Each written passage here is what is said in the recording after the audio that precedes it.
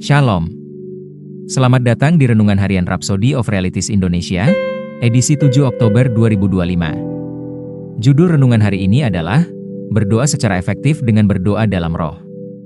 Ayat Alkitab pembukaan kita terdapat dalam 1 Korintus 14 ayat 14-15 yang berbunyi, "Sebab jika aku berdoa dengan bahasa roh, maka rohkulah yang berdoa, tetapi akal budiku tidak turut berdoa."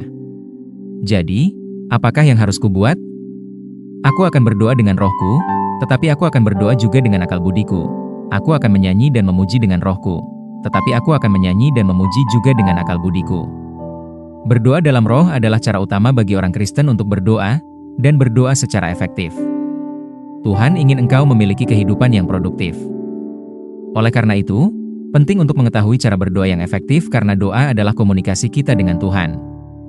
Dan dari ayat pembuka kita, cara paling efektif untuk terlibat dan berbicara dengan Tuhan serta mendapatkan hasil yang nyata adalah berdoa dengan roh. Rasul Paulus dalam ayat pembuka kita membedakan antara berdoa dengan roh atau dalam roh dan berdoa dengan pengertian.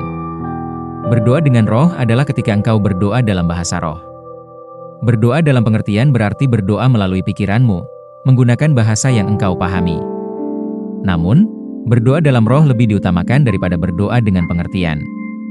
Efesus 6 ayat 18 mengatakan, dalam segala doa dan permohonan.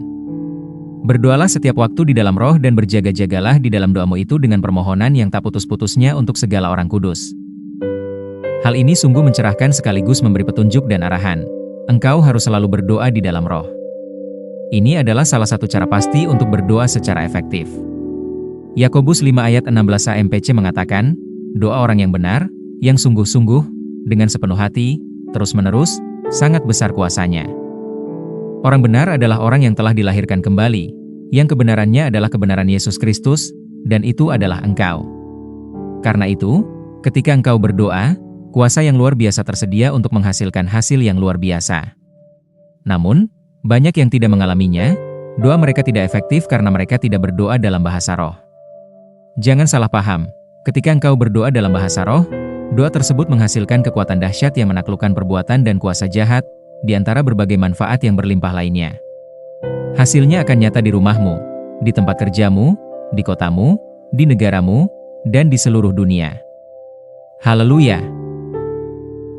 Mari kita bersama-sama berdoa. Bapa terkasih, terima kasih atas berkat berdoa dalam roh. Saat aku berdoa dalam bahasa roh, kuasa jahat ditundukkan, dan kehendak-Mu terlaksana di bumi dan dalam kehidupan manusia dimanapun. Hidupku senantiasa selaras dengan tujuan-Mu yang sempurna, dalam nama Yesus, amin. Untuk lebih mendalami dan mengerti renungan kita pada hari ini, baca juga ayat-ayat berikut ini. Yudas 1 ayat 20, 1 Korintus 14 ayat 2, Roma 8 ayat 26. Jika kamu diberkati dengan renungan ini, silahkan berlangganan pada semua akun media sosial kami seperti YouTube, Facebook, dan Instagram. Dan jangan lupa untuk membagikannya kepada semua orang supaya mereka juga diberkati dengan firman Tuhan ini. Bagi kamu juga yang rindu untuk dilayani secara langsung, silahkan hubungi nomor yang ada di bawah ini. Sampai jumpa besok hari. Salam kasih karunia dan Tuhan Yesus memberkati. Amin.